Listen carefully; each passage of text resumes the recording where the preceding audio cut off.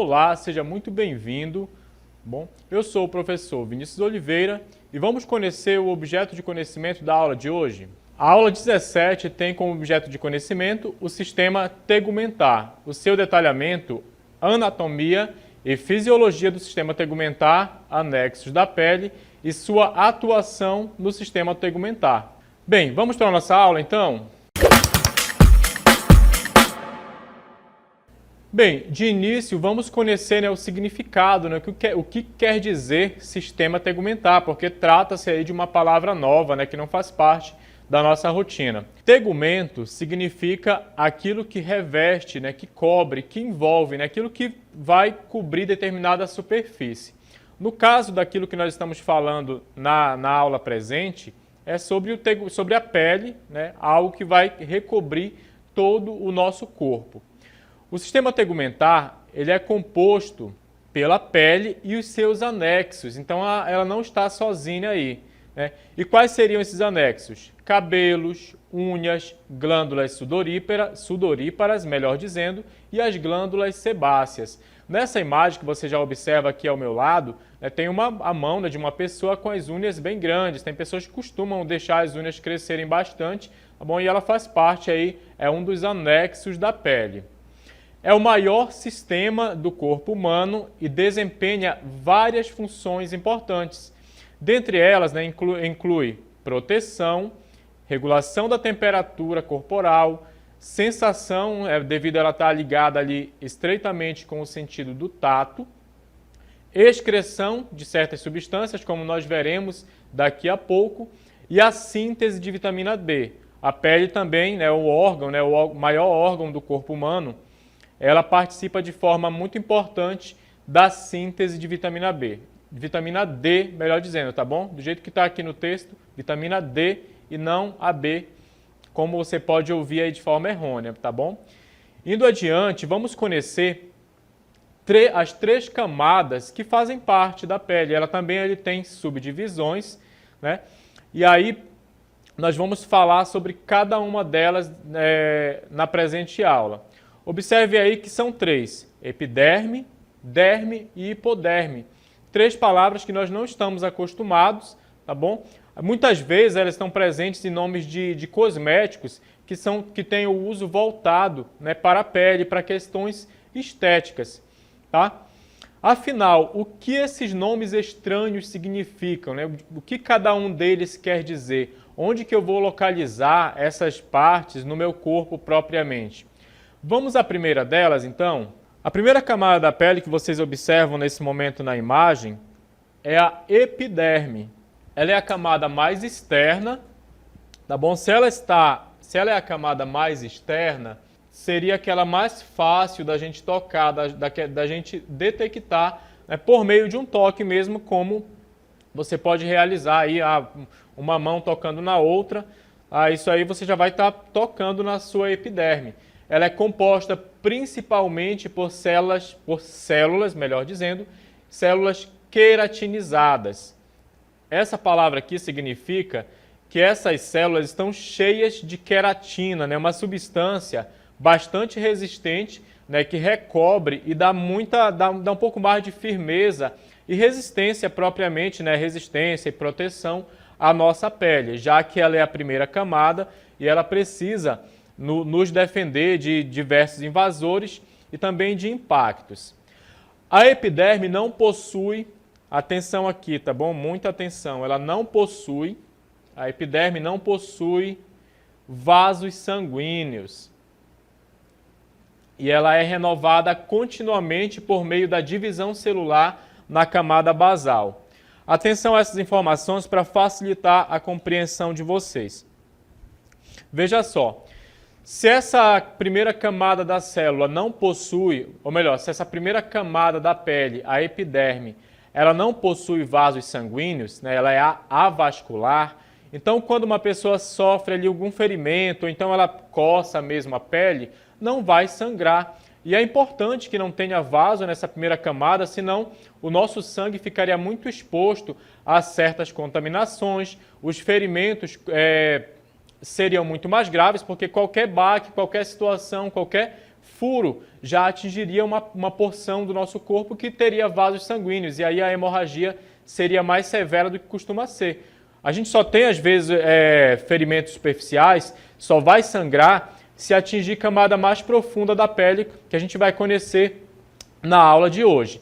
Que a gente fala, por exemplo, da derme, que já é uma camada que apresenta vasos sanguíneos. Vamos conhecer o seu conceito. É uma camada mais interna da pele e ela é espessa. Espessa quer dizer que ela é maior, tá bom? De forma simples, basicamente seria isso, é uma camada um pouco maior, bom, ela é mais espessa, certo? E ela está bem aqui, ó, localizada nessa porção. Eu vou destacar aquilo que já está separado aqui para ficar mais fácil a visualização, e está aqui a derme. Perceba que ela já tem uma espessura maior, como o texto menciona, ela já apresenta vasos sanguíneos, como você pode observar aqui em azul e vermelho, né, representando aí 2 tipos de sangue circulando. Geralmente essas cores representam sangue rico em oxigênio e sangue pobre em oxigênio. Mas é óbvio, gente, que na prática, no nosso organismo, o sangue não vai apresentar diferente coloração, ele vai ser sempre vermelho, certo? Ela é composta por tecido conjuntivo, contém vasos sanguíneos, já mencionei, nervos, glândulas e folículos pilosos. Dentro da derme ficam localizados a base, né? Fica localizado a base dos pelos e dos cabelos. Está aqui como você consegue observar, eu destaquei em vermelho.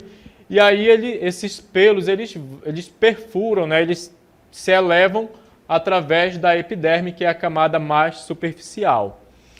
Bom, essa camada da pele ela é ainda responsável pela elasticidade e resistência da pele.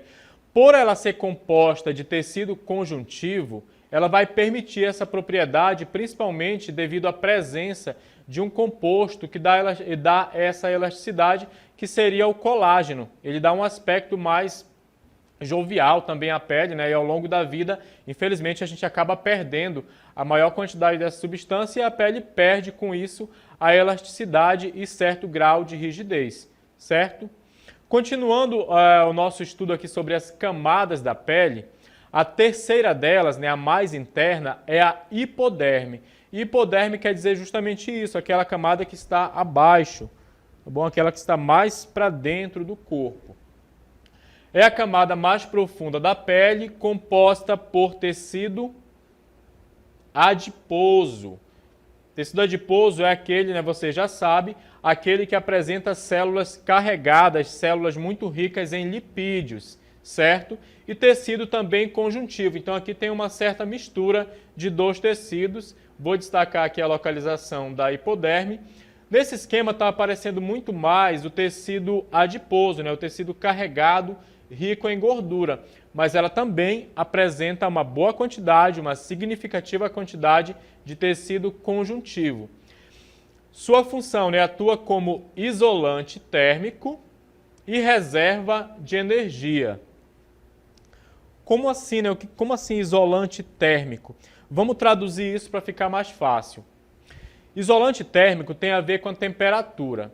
Então, se está muito frio do lado de fora, o nosso corpo vai criar estratégias, ele vai regular o seu metabolismo e vai usar as próprias camadas do corpo para se proteger. Então, essa é uma função exercida por esse tecido adiposo que está presente na hipoderme, certo? E quanto à reserva de energia, os lipídios, a gordura de modo geral, é a forma que o nosso corpo escolhe para armazenar a maior quantidade de energia, porque as gorduras, diferentemente do açúcar e das proteínas, elas armazenam uma quantidade muito mais elevada, né, de energia do que esses outros nutrientes. Então, para o nosso corpo, né, do ponto de vista evolutivo e da sobrevivência, é mais interessante, é melhor que ele armazene a energia na forma de gordura, e aí isso fica numa camada ali mais interna da pele, né, formando o tecido, né, adiposo, certo? Vamos então agora aprofundar um pouco mais a abordagem sobre as funções da nossa pele. A primeira delas é a proteção, né? Essa é muito fácil de compreender porque é um tecido que está aqui, né, que separa tudo que existe dentro do nosso corpo daquilo que está do lado de fora, tá? Então a pele protege o corpo contra danos físicos, contra danos químicos, biológicos, além de prevenir, é claro, a perda de água e regular a temperatura corporal, tá bom? Antes de da gente seguir para a próxima função da pele, eu quero destacar algumas palavrinhas aí para vocês. Veja só, danos físicos. Se você pegar na sua mão e beliscar assim, ó, a sua pele não vai soltar, ela não vai simplesmente se desgastar, né, soltar do seu corpo, porque ela está presa aqui ao tecido, tá bom? Ela confere proteção física ao seu corpo, tá bom? E danos químicos, né? Por exemplo, quando a gente entra em contato com a água não é porque ela é uma substância essencial para a nossa vida que ela deixa de ser uma substância química, ela também é. O ar que está à nossa volta é uma substância química e o nosso corpo ele não se desfaz, ele não sofre danos mesmo em contato com essas substâncias. Muitas vezes nós damos um pulo na água com força, né, e ali um salto então no solo e mesmo assim a nossa pele nos protege, tá bom? Danos biológicos, isso aí tem muito mais a ver com a exposição a micro-organismos, como a vírus, bactérias, tá? Ou propriamente ferimentos.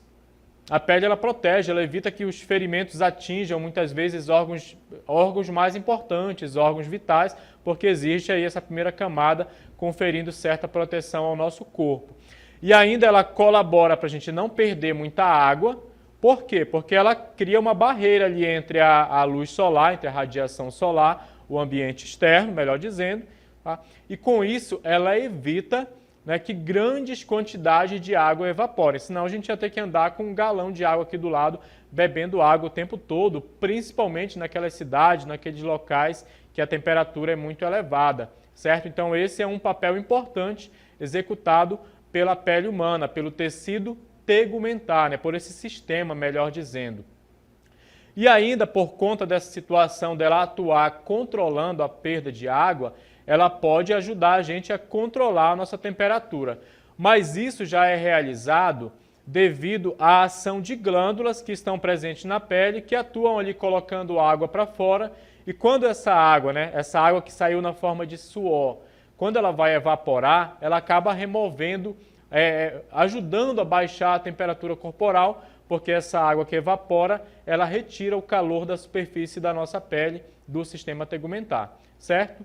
Outra função da pele é a sensação. Ela é rica em receptores sensoriais que detectam estímulos como calor, frio, pressão e também a dor. Todos nós sabemos, né, que por meio da pele nós podemos sentir, nós podemos perceber uma gama de sensações, né, dos mais diferentes tipos, certo? Vamos conhecer então por que a gente tem essa capacidade, o que está presente na nossa pele que permite diferenciar e identificar cada uma dessas sensações. Vamos lá então observar com mais atenção essa imagem? Perceba o seguinte, primeiro recorde aí cada uma das camadas da pele. Eu trago para vocês com maior destaque aquelas duas onde estão localizadas todas essas terminações nervosas. E elas não são chamadas terminações nervosas porque elas têm o temperamento assim de, elas perdem a paciência rápido, elas ficam nervosas. Não significa isso. São terminações nervosas, gente, brincadeiras à parte, porque elas estão intimamente associadas com nervos que vão levar essas sensações, tudo isso que a pele capta, que a pele percebe, vão levar até nervos que vão direcionar isso ao sistema nervoso, que por sua vez interpreta como um sinal de dor, como um sinal de pressão, como calafrio, né, como calor, como frio e assim por diante. Vamos conhecer quais são essas estruturas de forma resumida e onde elas estão localizadas. Primeiro aqui as terminações nervosas livres. Olha só como elas são legais e deixam a vida mais divertida. O que elas permitem que aconteça, né, que a gente perceba? Cócegas, prurido, calor, é importante a gente saber quando está calor, por exemplo, frio, e importantíssimo para a nossa proteção, a dor. Senão a gente não tiraria uma determinada parte do nosso corpo quando exposta ao fogo, ou então você está batendo em alguma coisa. Se você não sentisse dor, você ia expor o seu corpo a muitos danos sérios, né, que iam comprometer a integridade física do corpo como um todo. Ainda, olha, corpúsculos de Meissner, é um nome inglês aqui um pouco meio complicado de pronunciar, tá? Mas foquem, o importante é que você perceba com o que ele está relacionado, com o tato, com a pressão e com a vibração. Por meio dessas terminações localizadas bem aqui, né, elas estão ampliadas aqui nessa imagem, mas elas estão bem aqui, na camada chamada de derme, na camada intermediária do tecido, ou melhor, do tegumento, né, do tecido tegumentar. Sistema tegumentar, melhor dizendo. Bulbos terminais de Krause, eles permitem que a gente perceba quando está frio. Tá bom? Tá aqui, ele lembra um pouco a estrutura de um cogumelo. Estão bem aqui também localizados no interior da derme. Corpúsculo de Pacini. Parece comida italiana, tá bom? Mas não é, certo? Esses corpúsculos, eles permitem que a gente perceba, né, por meio do sistema tegumentar da pele, pressão e vibração. Tá aqui o desenho dele. Lembra um pouco ali como se fosse uma cebola, esse corte. Tá? Também está localizado na derme, esses representados em amarelo. Discos de Merkel, o que será que eles fazem, professor Vinícius? Relacionados com o tato, ou seja, a pessoa vai saber quando estiver sendo tocada, e também com a pressão. Notem que são várias as terminações, os pontos da pele que estão ligados com as terminações relacionadas à pressão, principalmente por causa da proteção do nosso corpo de forma geral. Plexos das raízes pilosas, relacionados ao tato. Está aqui localizado em amarelo, tá bom? Em destaque, são essas estruturas ampliadas bem aqui, também em amarelo. E o último, corpúsculos de Ruffini, também relacionados ao tato. Não é por coincidência que a pele apresenta várias terminações nervosas relacionadas ao tato, tá bom? Porque ela está intimamente ligada com esse sentido, né, do tato, aquilo de perceber várias situações que circundam o nosso corpo, a nossa vivência de modo geral. Continuando agora sobre as funções do sistema tegumentar, né, eu enfatizo para vocês sobre como ocorre a regulação da temperatura. A pele ajuda a regular a temperatura corporal por meio da produção de suor e dilatação e contração, né, os dois juntos, dos vasos sanguíneos. É por meio desse processo que ela vai atuar, né, regulando a temperatura corporal. E a nossa temperatura, gente, ela tem que ser mantida numa faixa ideal, ali variando de 36, 36,5, 37 graus e meio no máximo. Acima disso já ocorre em casos de febre. E a nossa temperatura interna não pode baixar para 30 graus, 28 ou mais baixas. Isso causaria prejuízos seríssimos a diversos sistemas do nosso organismo. Então, uma importante função da pele aí. Vamos conhecer outras, como que ela atua, por exemplo, na excreção. Pequenas quantidades de resíduos, como água e sais, são eliminados através do suor. Você, quando joga bola, por exemplo, ele fica suado, às vezes cai suor no olho e aquilo arde bastante, né? Por que será que arde? Porque nessa água que saiu junto com o suor tem vários sais minerais e aí esse sal causa irritação nos nossos olhos. É uma maneira muito fácil de entender ou de perceber como que os sais estão presentes, né? E saem ali por meio do tegumento, por meio dessas estruturas que estão presentes na pele. Outra função importantíssima da nossa pele é a síntese de vitamina D. A exposição à luz solar permite que a pele sintetize, né? Permite que ela fabrique vitamina D, que é essencial para a saúde dos ossos. Olha só, mas por quê, né? Por que precisa da vitamina D para os nossos ossos ficarem saudáveis? Porque eles ajudam na absorção, nos processos de absorção de cálcio. E o nosso sistema esquelético, os nossos ossos, precisam, né, indiscutivelmente de quantidades grandes de cálcio para sua renovação constante e para que eles sejam firmes e não fiquem quebrando de forma fácil, não sejam frágeis. Tá bem? Conhecendo agora as glândulas da nossa pele. O primeiro tipo que eu trago para vocês são as glândulas sudoríparas. Exatamente essas responsáveis pela produção de suor. Essa imagem que vocês observam nesse momento é um corte histológico, é um corte de tecido humano real, um tecido de verdade. não é um esquema, não é um desenho. Então ele fica um pouco mais difícil de identificar, mas eu vou auxiliar vocês identificando aqui, circulando a imagem que foi ampliada. Deixa eu pegar uma cor que dê um pouco mais de contraste. Então essa porção aqui da pele ela foi destacada, ela foi ampliada. E olha só a função das glândulas sudoríparas. Produzem suor que ajuda a regular a temperatura corporal e a eliminar resíduos de dentro do corpo. Função realizada pelas glândulas sudoríparas, certo? Estão aqui em destaque. Então são elas que fazem, né, aquela produção de suor que nós conhecemos, né, que está presente principalmente quando nós estamos expostos à atividade física intensa ou locais com altas temperaturas, certo? O próximo tipo de glândula presente aí na nossa pele são as glândulas sebáceas. Elas são um pouco diferentes, tá? E aqui elas estão localizadas nessa posição e foram também ampliadas nessa imagem aqui logo ao lado. E aqui tem várias glândulas sebáceas. Produzem sebo, uma substância oleosa que lubrifica e permeabiliza a pele e os cabelos.